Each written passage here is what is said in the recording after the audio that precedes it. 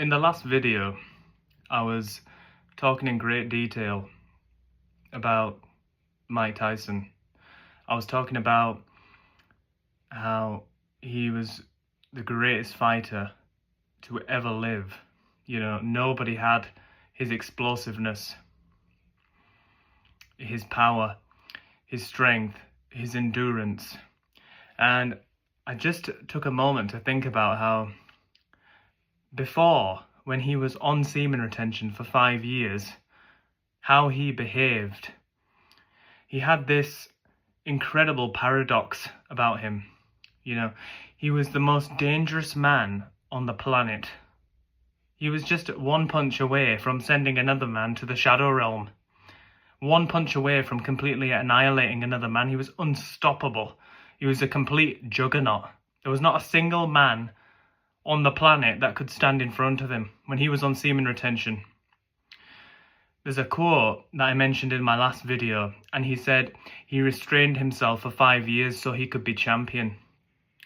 But I want people to take a look at how he behaved when he was on semen retention. Look at how he spoke. Look at how his character, how he was so gentle to other people around him. He was so loving, but at the same time, he was capable of that, that killer mindset, that warrior mindset. That's exactly what he was. But in complete control. And then you see him after, when he stopped doing semen retention. He got taught semen retention because he heard it he was studying other boxers, and he saw that other boxers did semen retention before the fight. And he was like, well, I'm just going to do it for 5 years. And obviously when you look at him and you see how he fought, you see how he speaks, you see how he carried himself during those 5 years, you can clearly see that he was just on another level when it comes to athleticism. He was training 7 days a week. He was unstoppable. There wasn't a single other man that could stop him. And then when he stopped and he started fornicating and copulating and dissipating the energy, when he was, dating prostitutes and sleeping with as many women as he wanted and having as much sex as he wanted, look what happened to his mind. Look at his mind. It went completely out of control.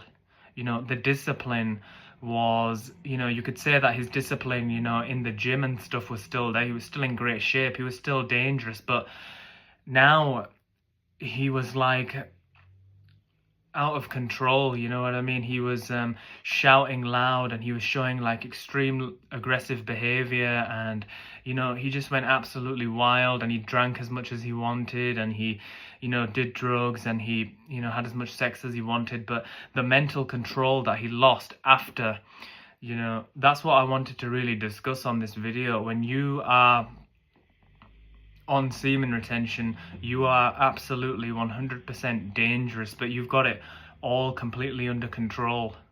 You want to learn how to kickbox, and you also at the same time want to learn how to do jiu-jitsu, and you want to become as dangerous as possible. When you're on semen retention, you want to become the most dangerous version of yourself, but you want it under complete control.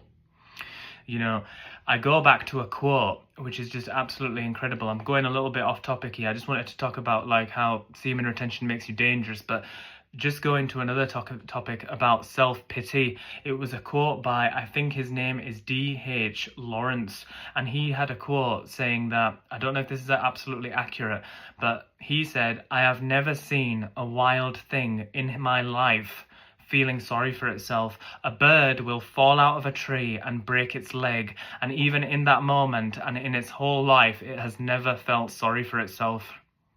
That is the greatest quote I've ever heard in my whole life. That's what semen retention does. It stops you from feeling sorry for yourself. The victim mindset is destroyed. It's completely destroyed. You unleash the warrior inside you.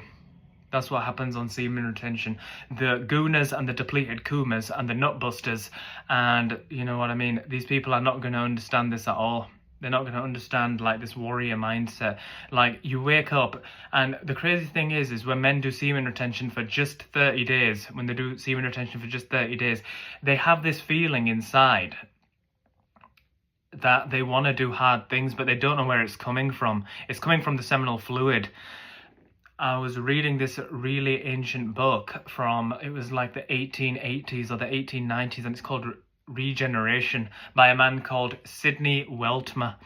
It's absolutely incredible. I'm only about, a couple of pages in, but it just talks about how everything to create, the creative force, the law of attraction, hypnotism, the occult science, everything is all one, and it's all got to do with the retention of the seminal fluid.